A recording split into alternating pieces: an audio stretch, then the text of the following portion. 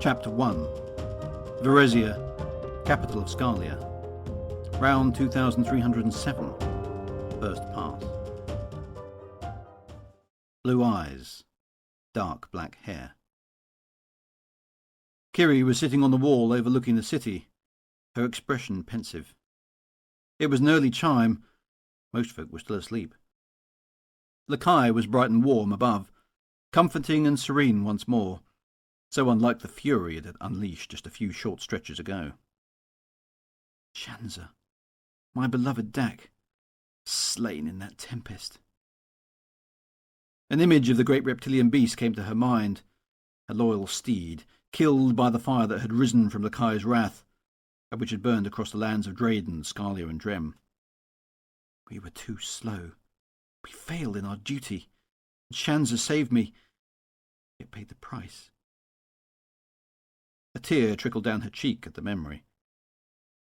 Her hair drifted in the breeze that was blowing up from the sun-drenched valley below. In the manner of the warriors of Drayden, it was long on the right side, but shaved down to the scalp over her left ear.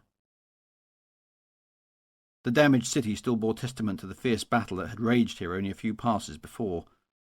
The leaders of Varesia had defied the will of Lakai, the goddess of the priestesses of Drayden, and she had swept them aside. Kiri had faced the king of Scalia himself, besting him in combat before the walls of the city, before a cowardly attack from within the city had almost killed her. That had been the signal for the battle to begin. The priestesses assaulted the city, and it had fallen before them. Her kai, a long metal staff favoured by the priestesses as a weapon, was propped against the wall. It was with this she had dispatched the hated Prince Torrin in the battle. Torrin had slain her much-loved mentor Charis. Kiri had shown no mercy when she caught him, bludgeoning the man to death despite his cries for mercy. And Drayden had been victorious over Scalia. But the vengeance and the victory had not been without cost. Tasha. Kiri had lost a friend that stretch. Tall and athletic, Tasha had been the only one of all the acolytes to show her any companionship in her early time at the temple. She had died at the hands of the Scalians, cut down by bowmen. She had surrendered her own powers to Kiri so she could continue the fight. Kiri had felt her slip away in that moment. She trembled at the memory. Despite her powers, she hadn't been able to stop it. Rihanna had accompanied her in the attack. That girl had been her nemesis for many rounds. All through her training at the temple, Rihanna had taunted her, bullied her. Kiri had given back as good as she had been given, and their antagonism had grown to a dangerous fervour. It had all culminated in a fight where they had nearly killed each other. But since then, Rihanna and Kiri had been forced to work together. They weren't friends, but no longer the mortal enemies they had been. Tasha gone? Rihanna no longer an enemy? But who can I really trust? Too many secrets, too many choices ahead. She got to her feet and walked to the throne room itself. It took her eyes a few moments to adjust from the brightness outside. She stepped forward, her feet echoing on the furlerwood flooring. The house of Tiamoy. This is my secret. This is my house. This could have been my home. At the far end was a dais, and atop that a throne. It was here that Narina had sat giving her proclamations to the conquered people of Scalia, but it would have been King Oric's throne, and King Marik's before him. Miana would have stood here too, rounds ago. My mother. It was the murals and tapestries on the walls that drew her attention. Many were pictorial stories of the history of Scalia, some running back into the times of the Varen Empire hundreds of rounds before. But there was one in particular she was interested in. On the left side was a mural featuring portraits of the royal Scalian line. She found Oric and Torrin. Liana was there too, her blonde beauty easy to spot. What might Liana know about all this? She's my cousin. Must find a way to speak to her. But alongside was another face. An image of a woman looked out from the painting, unlike most of the others who looked aside from the painter's perspective. Rich locks of curly dark hair cascaded about a thin but pretty face, with high cheekbones and a determined expression. But it was the eyes that the painter had worked hard to capture. Blue eyes, dark hair. She read the inscription below. 2258 to 2287. Miana Tiamoy, daughter of Marek Tiamoy, wife of... The text had been obscured, erased. I looked like my mother. So who was my father? Why has his name been struck? If that was the round she died, then I must have been born in 2287. That truly makes me 20 rounds old. There was something strange but reassuring to know when she was born and how old she was. A sense of belonging, having some roots. Geren smuggled me out of Scalia to keep me from the priestesses, so it seems. But what happened afterwards? Her earliest memories were of fire and death. She recalled a pyre and the death of a girl she had once played with at the hands of soldiers. A word, repeated over and over. Plague. She had escaped the soldiers and fled into the forest, coming to the attention of the Onlys of Drayden. They had cared for her, and she managed to survive by theft and cunning in their midst until she grew old enough to look after them in return. Then Choso and his brothers had led her into the midst of the priestesses and Charis's tender care. But before all that, she had a vague recall of an old woman and an old man. She could remember little other than their outlines. They must have raised me from a babe, but died in the plague. There were no other answers in the throne room. She heard voices not far away. Priestesses were heading her way. Her heart pounding, she slipped outside and fled.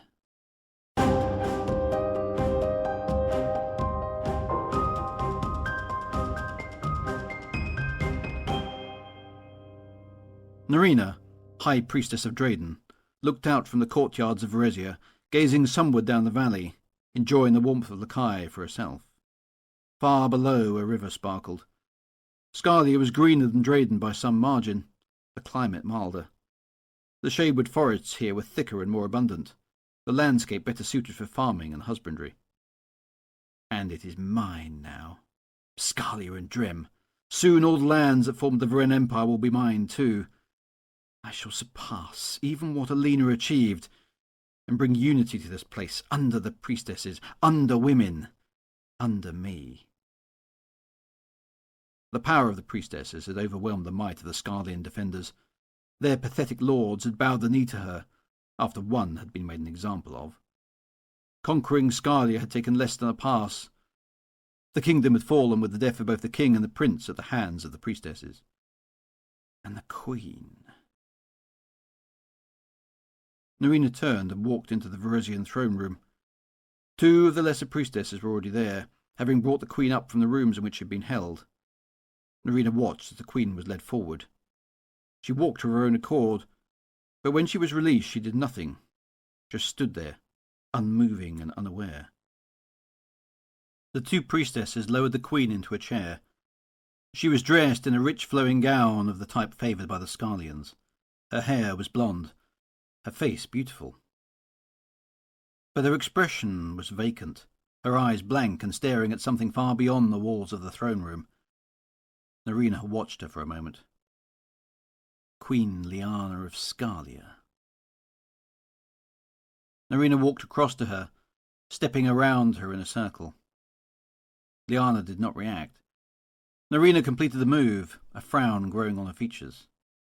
This is the woman who defied us in the battle, slew many of my sisters, struck Kiri down outside the gates. Her power is greater than ours, yet now... Narina probed with an outstretched hand. Nothing. Even her mind has retreated into the abyss of thought. Is her power gone, or was it taken by another? There are only two who could have done this. I have tested them both. Narina had sent Kiri and Rihanna to pursue the queen when she had been rescued by the youth from Amar. They had followed their orders. Kiri had chased them all the way to Drem, and captured her as instructed. And neither Kiri or Rihanna claimed to know anything. Nerina had issued her instructions for the conduct of Scalia and Drem, sending priestesses to the major towns and cities throughout her new realm. Chief amongst the instructions was the renewed tithe. All the lands would be searched for young women with the gift. If they were found, they were to be sent to Dane. Nerina smiled. More young women meant more power, once she had torn their abilities and absorbed their gift. Now she had to focus on what came next.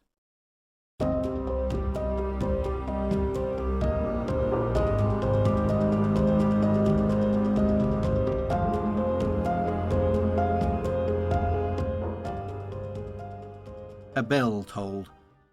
Kiri jumped even though she'd been waiting for it. I've been summoned. Rihanna and I both. It's Nerina. She wants to speak to us. Kiri grabbed her kai, her hand clenched tight around it. She took a deep breath and composed herself. She began walking back to the summit of Eresia. I must concentrate. My mind must be clear and ready.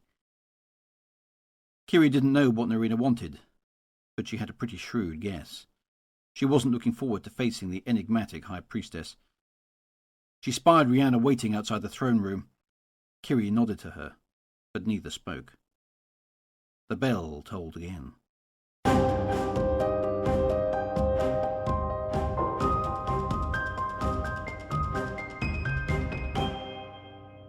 The doors to the throne room opened.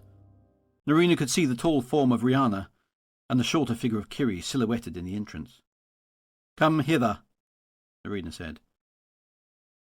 She watched them as they walked, their shoes echoing on the polished wooden floor of the throne room.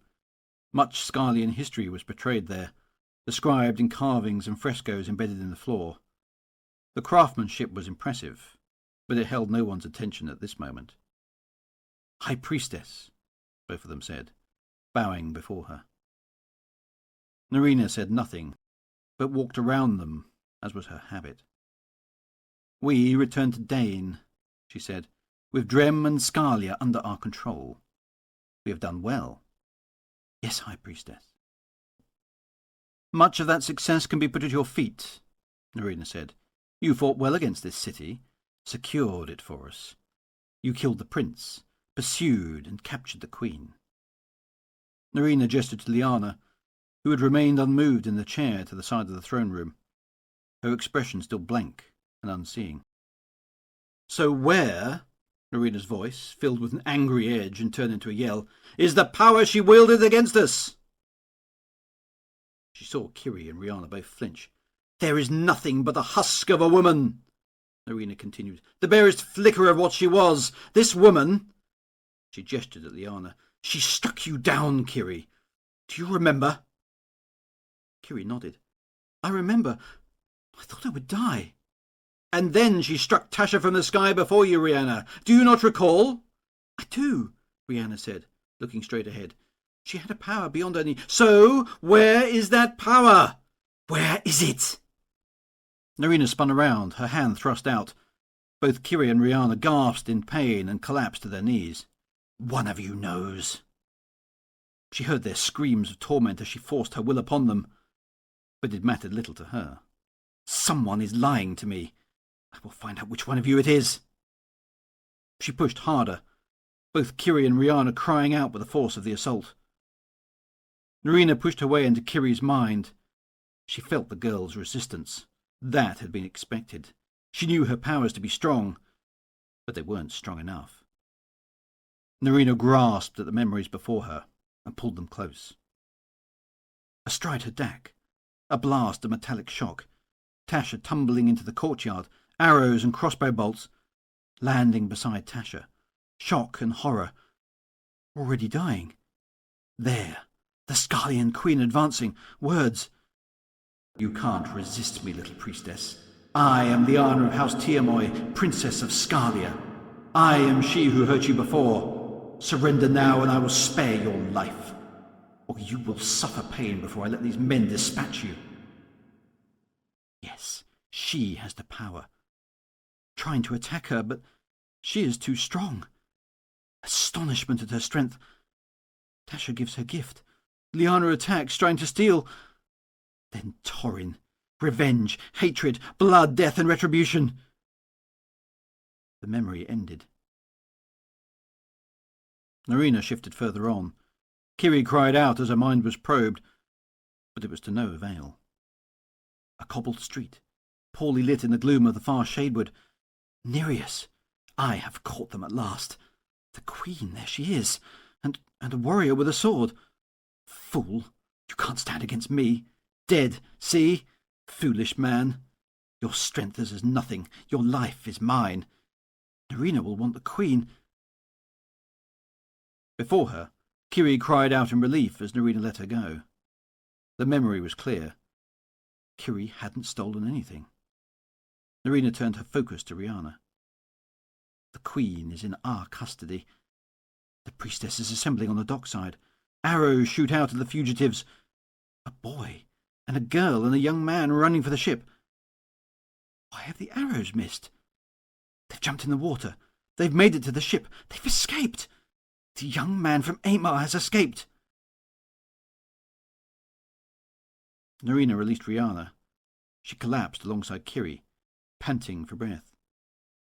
It seems neither of you know what happened to the Queen's gift. Kiri had managed to get back to her knees. High Priestess, I caught her, imprisoned her, brought her back as you directed. She is there. Kiri pointed to Liana. And yet her gift is gone, Nerina replied. She is useless to me. We did not take it, Rihanna said, her voice trembling. We wouldn't dare. Nerina paced about them both once again. Then all is well, Nerina said, her voice smooth and unruffled again. Rise. Kiri and Rihanna got to their feet, looking at her. Of all the priestesses, I depend upon you two the most, she said. Your service has been exemplary. We now stand upon the threshold of greatness. We can take all of Esurio and bend it to our will. You will both have an important part to play in that plan. I require your obedience. Yes, High Priestess, both replied, exchanging a look with each other. Good. You will accompany me back to Dane with the others. Kiri, you may go. Rihanna, wait for me outside. Nerina watched as Kiri and Rihanna exchanged a look before bowing and walking away. Nerina walked back to the throne atop its dais in the midst of the room and lowered herself into it, placing her arms on the armrests. She closed her eyes. Mirin. There was a pause before the answering voice came back across the mental link. I hear you, High Priestess Nerina. We will be returning to Dane soon. I will leave the lesser priestesses here to keep order. What news from the borders? All remain secure. Nothing has been heard from the Shaderite. But we entertain an emissary from Tulun. He seeks an audience with you on behalf of the king of that realm. Tulun has much within its borders that will serve us well. We must proceed cautiously. Keep him entertained and promise that I will see him as soon as I return. It'll be 3 stretches, no more. It will be done. Is there something else? Nerina paused. Mirin lacked imagination, but she had a shrewd ear and eye for detail. That was what made her such a good administrator. We have captured the Queen of Scalia, she who had the power to resist us. But her powers are gone. Gone? Yes, gone. The Queen's mind is addled. Either the powers have been lost, or they have already been taken. By whom? There are only 2 it could be. Kiri and your daughter Rihanna. This time there was a pause from the other end of the link. Do you suspect their loyalty? I have tested both and found nothing, but an explanation does not present itself. One or both is lying to me. We must watch them both closely. If necessary, we must move that aspect of our plan forward more quickly than anticipated. We will be prepared here in that case. Make sure you are discreet. Always, High Priestess. Nerina dissolved the link and concentrated her mind back on what she had seen. Rihanna had been compliant as expected. Nerina had little suspicion of her. It was Kiri she wondered about. Perhaps you have learned how to keep secrets from me, young one. That is both wise and foolish. The question is, if you do have the Queen's powers, what do you intend? Irina smiled. She had seen the strength of Kiri's gift from their first encounter, after Charis had found her, just a slum girl living in the gutters of the city. Even then her gift had been extraordinarily strong, and it had grown in the intervening rounds under Irina's guidance. The girl was still young and raw, but not to be underestimated. Rounds of living on her wits in the slums had moulded a mind that worked on survival at all costs. She was a fearsome fighter, and Irina had opened her mind to all possible uses of the gift, not just the ones that tradition taught. I have seeded the ground. The crop is almost grown. Harvest time approaches.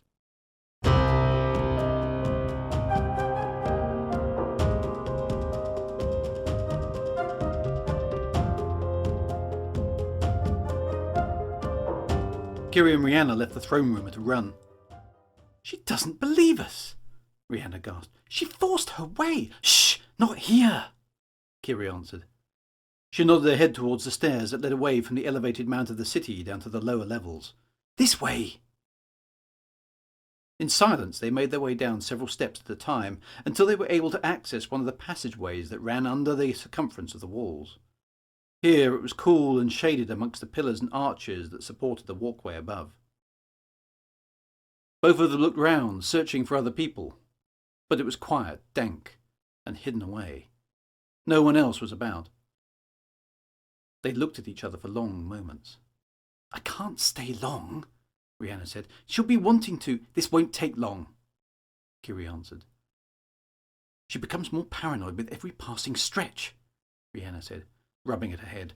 We're supposed to be her most favoured? I'd hate to see what she does to those she despises. You're right, Kiri said, satisfied they couldn't be overheard. The pain from Irina's forceful interrogation was subsiding. But she hasn't found what she's looking for. The Queen's power. It's gone. You didn't take it? Rhianna asked. Kiri looked away and shook her head. No, I didn't take it. Rhianna frowned. Tasha, maybe? Kiri nodded. Could be, I suppose. Though little good it did her. I'm guessing it wasn't you. Rhianna gave her a look. Irina would know. None of us can resist her strength. Except you, maybe. Kiri shrugged. No, I'm not that strong. She laughed. If I had it, maybe I'd turn Irina and be High Priestess myself. Rhianna smiled. Reckon you would, too. Well, I don't, so that's that. But Irina is fearful of us. I think she worries we might have plans to do something like that. Testing us, maybe, Rhianna answered. She's suspicious of everyone. And then there's the secret between her and my mother. Kiri's heart leapt. I remember you said before, something to do with Charis. Rhianna nodded, lowering her voice to a whisper. Charis always preached a path of peace and not war. It was she who mostly gave counsel to Lorna before she died. I know my mother always voted against her. You think they schemed to get rid of Charis? Rhianna shrugged and looked away. There was something odd about how you and Charis were sent to Varda the way you were.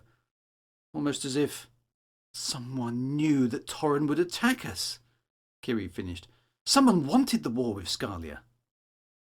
But my mother isn't that clever, Rhianna said. If there was a scheme... Irina, Kiri mouthed.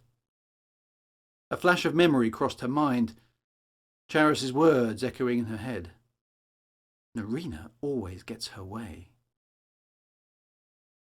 Kiri's mind raced for a moment. The High Priestess was clever enough, but could she have manipulated all those events to a particular end? Was she responsible for Charis's death at Torrin's hand? But there's no way to prove that, Rhianna said. It was Torrin that burnt the treaty, wasn't it? Torrin said he'd encountered a witch at the Scarlian Tithe. A witch who had caused him and his men pain. Kiri nodded. We'll be back in Dane soon.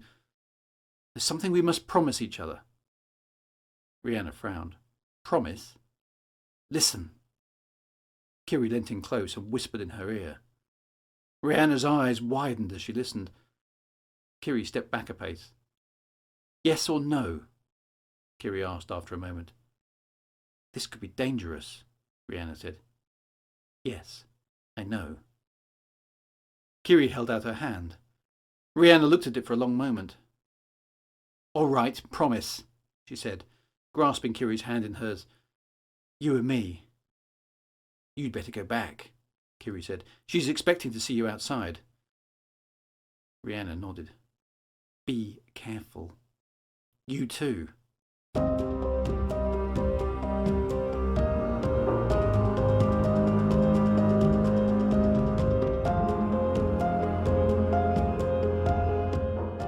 A chime later, Kiri walked down through the city streets, noting how the inhabitants moved out of her way as she did so. The Scarlians were terrified of the priestesses, having seen what they could do.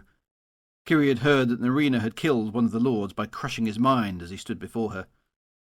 She might have done that to me if she had discovered my secrets. I did it once myself, back in Vada. Kiri had always relied on her physical prowess to deal with her foes. She was strong and quick, now fearsomely skilled with her kai. In her hands it was a brutal weapon, dealing death when she so desired, cracking bone and bruising flesh. Yet after Charis had died and her rage had consumed her amidst the villagers of Vada, she had struck out, killing with her thoughts. She had been enraged, incensed, out of control.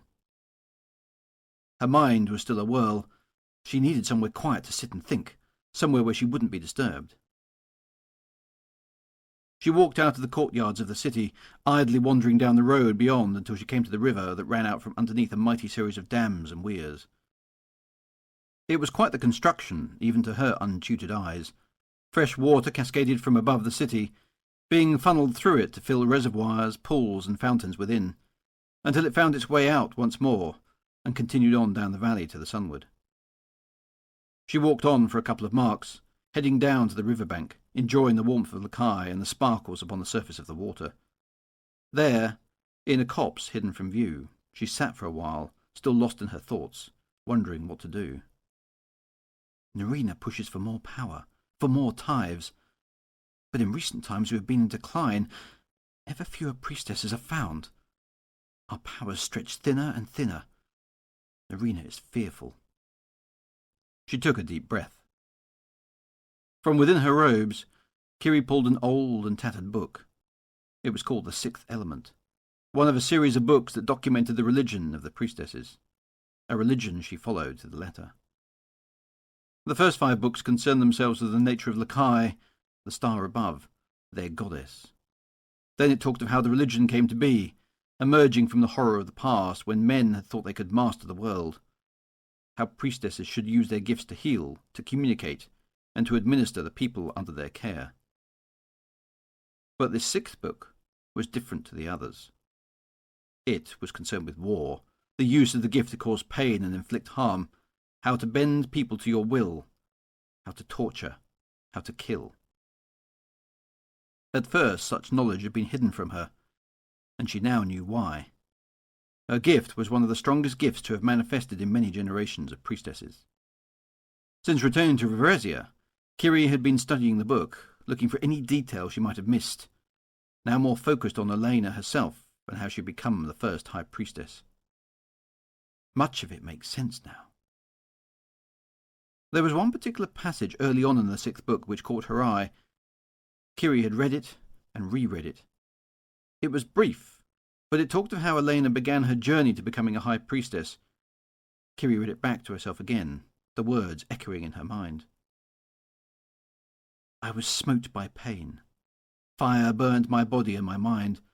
A refiner's fire it was, cleansing me of foulness and impurity. I cried out, but there was no respite. Lakai desired a pure vessel into which to pour her will. Then the vision came, my purpose defined. It was vouchsafed by her pureness, Lakai, and delivered by her servant, the obelisk. My task was appointed, and my road laid before me. I was anointed that stretch, my destiny to be High Priestess of Drayden.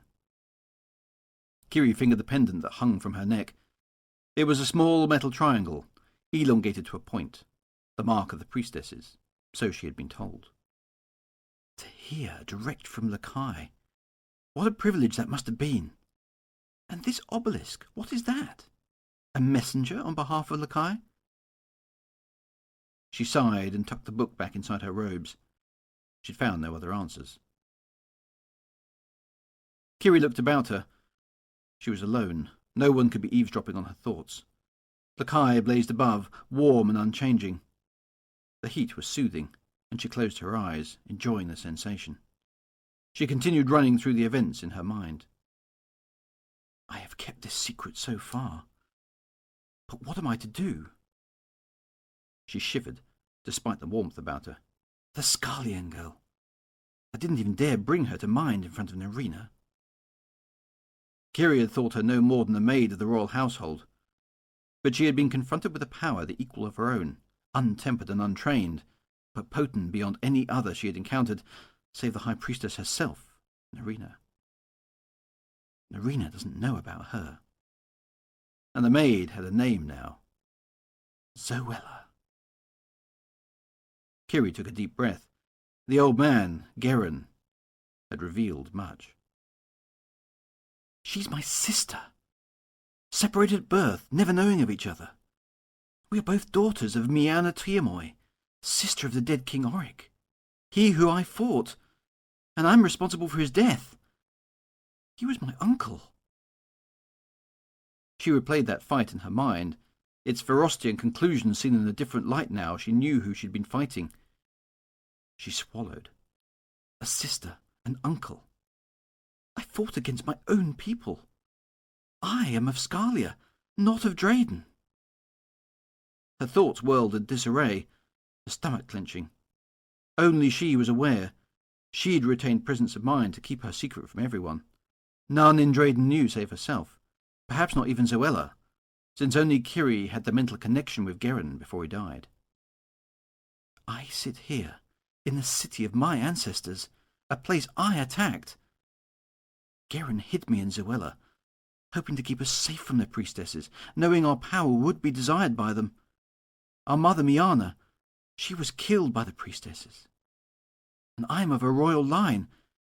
This queen we've captured, Liana, she's my cousin. There was no one she could reveal this to, none who she could turn to for advice. So what do I do? The priestesses raised me out of the slums. They have trained and tended me. Charis taught me their ways, and they are right and proper. Lakai's will must be done, surely. I have believed that. I still believe it. And yet, they killed my mother. If I had grown up here, I would see the priestesses as an evil force, taking our lands, taking our women. And I was hidden away in the hope I would not be found.